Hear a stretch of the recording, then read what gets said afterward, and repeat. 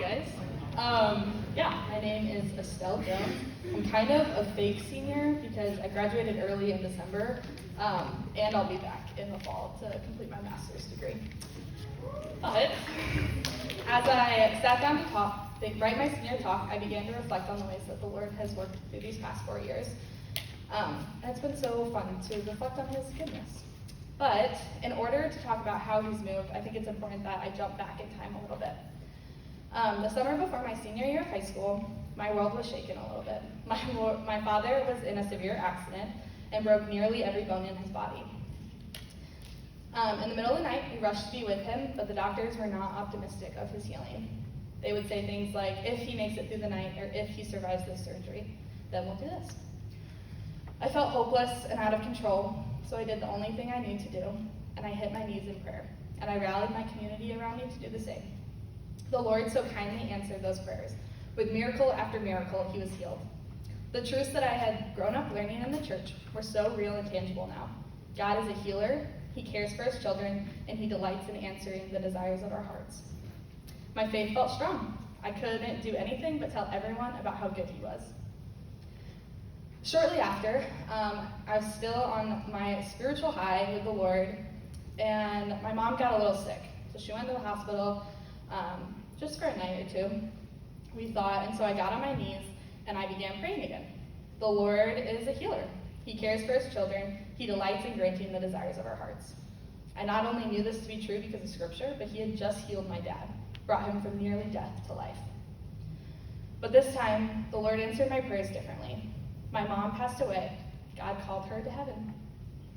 There are moments in your life that feel really pivotal, like there was a before and an after. I'm now living in my after, navigating what it feels like to be so weak, but also so close to the Lord. The main scripture that got me through this season was, "But he said to me, my grace is sufficient for you, for my power is made perfect in weakness.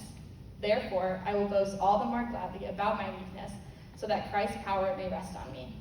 That is why, for Christ's sake, I delight in weaknesses, in insults, in hardships, in persecutions, in difficulties. For when I am weak, then I am strong." Guys, I was so weak. My flesh felt louder, my doubts felt heavier, my broken heart was so overwhelmed. I didn't think that I could possibly be weaker in that moment, and all I had to cling to was the gospel. Christ's love was sufficient for me, and it's sufficient for you. All these verses that I had grown up hearing in church had a whole new meaning. Verses like Psalm 34:18, "The Lord is near to the brokenhearted and saves those crushed in spirit." Romans 8:28, "And we know that in all things God works for the good of those who love him, who have been called according to his purposes." James 1:2-4, "Count it all joy, my brothers, when you meet trials of various kinds, for you know that the testing of your faith produces steadfastness." These verses make me want to cry every time I hear them because they're now so real and prominent in my life. There were moments after my mom's passing where I had to decide what I wanted my after to look like. I could give into my flesh and walk by the ways of this world, or I could fight for the gospel, fight through the confusion and the heartache, fight through the pain that still at sometimes feels so overwhelming, fight to sit at the Lord's feet and bask in his goodness despite my circumstances, and also rest in the fact that the Lord so tenderly holds us close at the same time. I've learned so much about Christ's love for me. I've personally felt and seen the Lord sit with me in this pain. Even in moments when I didn't have words, he hears the groanings of our hearts. He grieves with us. The Lord's original design for this world did not include separation through death. The Lord grieves at the brokenness of this world. The Lord can comfort his children in many ways. Through college, he has blessed me with so many different forms of this.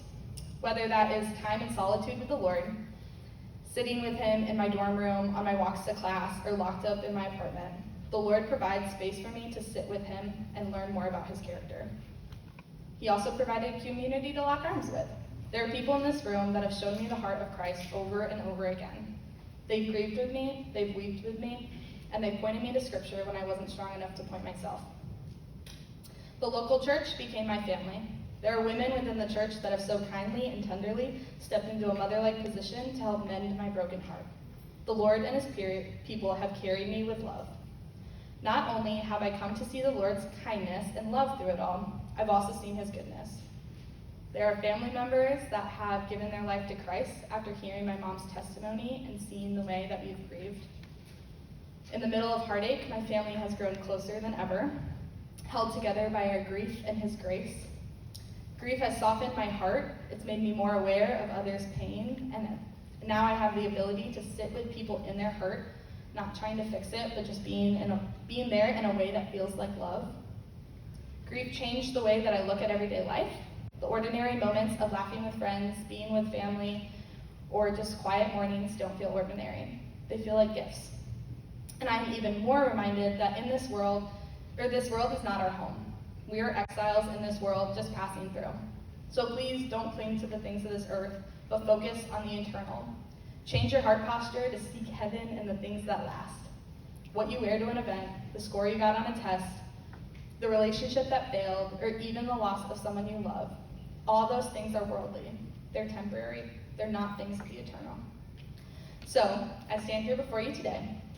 I urge you, whatever grief you're carrying, whether it's the loss of a loved one, a broken relationship, the life that you thought you would have had, or just a season where you feel close to the Lord, fight for the gospel. Fight to quiet your flesh and make the voice of the Lord louder. Lamentations 3:22-23. The steadfast love of the Lord never ceases. His mercy never comes to an end. They are new every morning. Great is your faithfulness. Lean into the mercies of the Lord each day. He gives us not a lifetime. He gives them to us not in lifetime or monthly portions, but fresh for that moment. Exactly what we need. So choose to trust him, not because you understand the why, but because you are deeply in love with the who. God is a healer. He cares for his children, and he delights in granting the desires of our hearts.